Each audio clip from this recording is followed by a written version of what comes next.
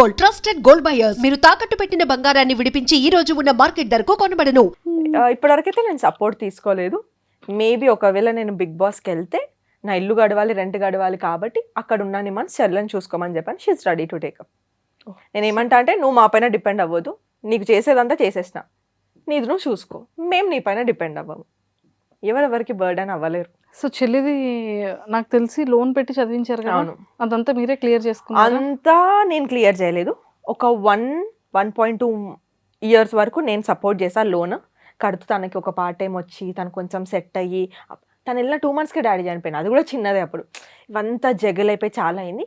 ఒక పాయింట్ వరకు నేను హెల్ప్ చేశాను. ఎప్పుడైతే తనకు పార్ట్ టైం వచ్చిందో she picked up her own loan. నా పేరు పైన ఉన్న తను పికప్ చేసుకొని మాకు ఒక ఆల్మోస్ట్ అప్పులన్నీ అయిపోయినాయి. ఇంకొక 2 lakhs చెల్లి లోన్ కడితే we're free from every debt. 25 lakhs నుంచి ఇక్కడ వరకు వచ్చినామంటే it's not easy. Yeah, within 3 yearsలో అంతే. 2.5. సో యా, అయిపోయింది. అదే మొన్ననే కూర్చొని మాట్లాడుకుని ఇంకెంత ఉంది అని బ్యాంక్ వెళ్ళి అడిగితే ఇంకా 2 lakhs ఉంది.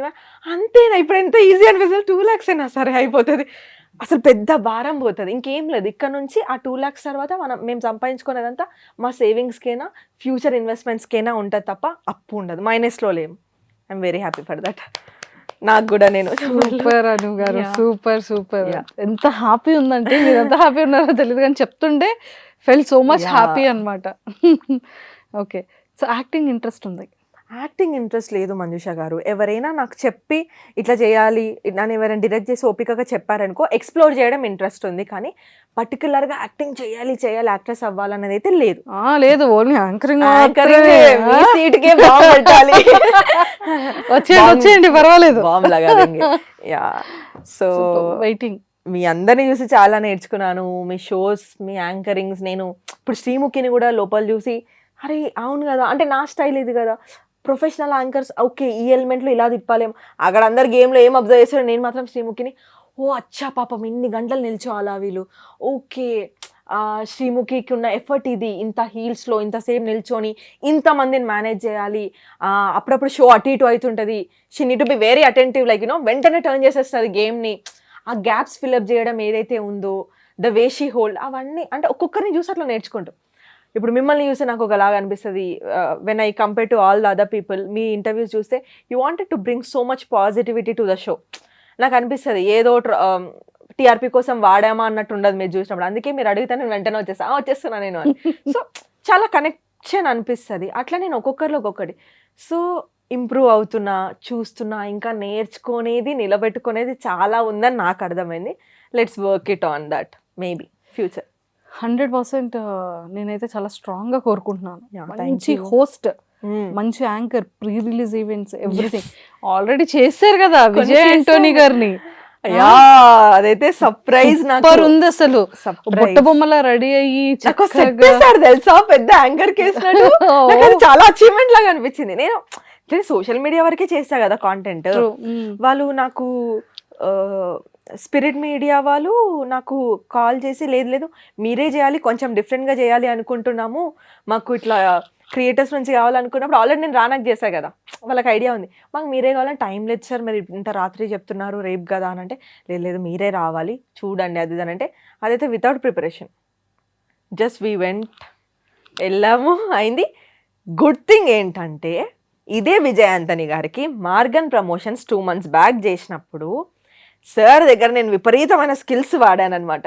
సార్ ఈ యాంగిల్లో ఇట్లుండాలి, మీరు ఇటు కూర్చొని షోల్డర్ షాట్ ఇది అది హెడ్ షాట్ అని నేను ఏదో నా రీల్ని నేను డైరెక్ట్ చేస్తుంటే ఆయన మొత్తం చూసి ఇట్లాను, అసలు నువ్వు ఏంటి క్రియేటరా డైరెక్టర్ అంటే, సార్ నేను క్రియేటరే కానీ యాంకర్ అవ్వాలనుకుంటున్నాను అంటే అన్ని బంజే, అసిస్టెంట్ డైరెక్టర్గా జాయిన్ అవ్వు, నీకు చాలా టెక్నికల్ స్కిల్ ఉంది, నీకు అర్థం కావట్లేదు, ఒక మంచి డిఓపి ఇస్తే మస్తు గ్రూమ్ అవుతాను అదంటే, వద్దు సార్ ఉన్నాయే ఎలుగబెట్టలేక వస్తున్నాయి, ఇప్పుడు లేని ఒకటి తెచ్చుకో అని అనుకున్నాను. ఆయన చాలా జోక్ వేసారు నాతో మాట్లాడాడు. ఆయన నన్ను గుర్తుపట్టాడు అనుకున్నా.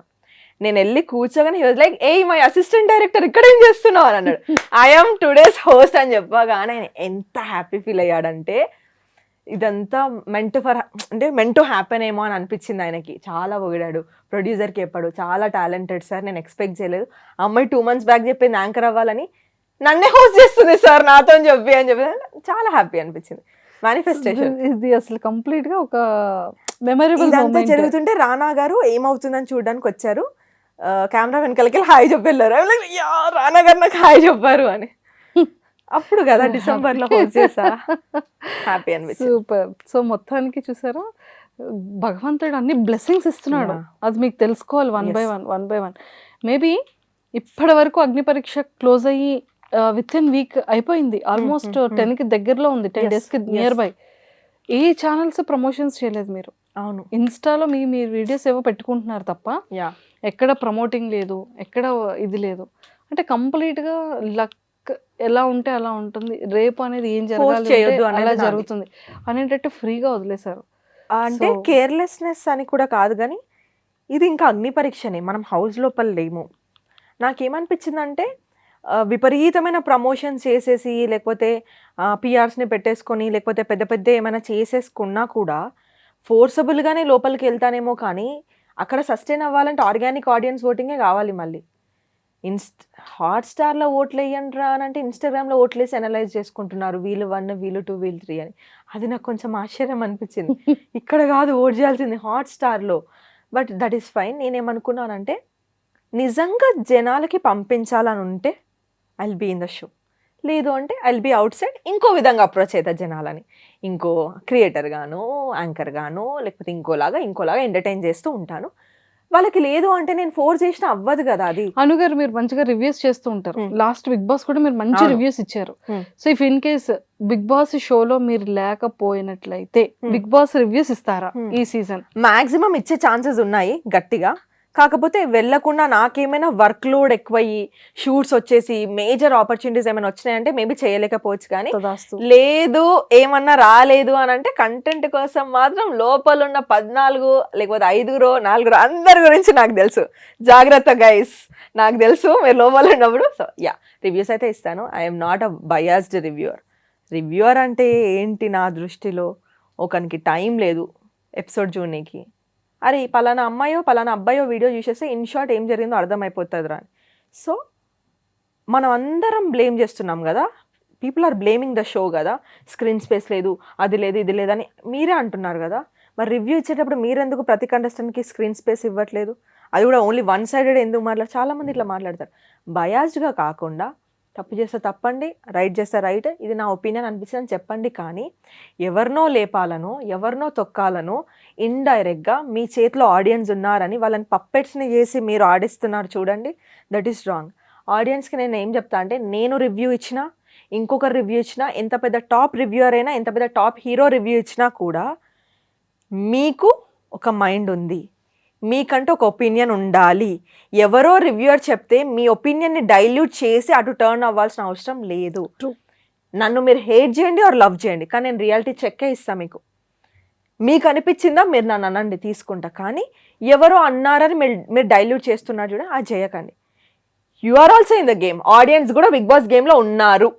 మీ ఒపీనియన్స్ చాలా ఇంపార్టెంట్. మీరు ఎందుకు ఇన్ఫ్లుయెన్స్ అవుతున్నారు వేరే వాళ్ళతోని? Take your own opinion. మీకు తెలీదా, టీవీ రిమోట్ చేతిలో ఉంది, ఫోన్ చేతిలో ఉంది, you know the episode, time తెలుసు, చూస్తున్నారు.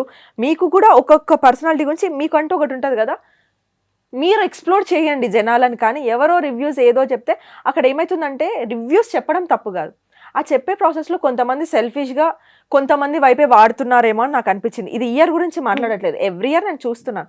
అరే అదేంటి పాపం వీళ్ళని వన్ సైడెడ్ ఎందుకు కార్నర్ చేసి చెప్తున్నారు వీళ్ళు, అట్లా చేయొద్దు కదా, ఇక్కడ వీళ్ళు బాగానే నాకు అనిపించింది.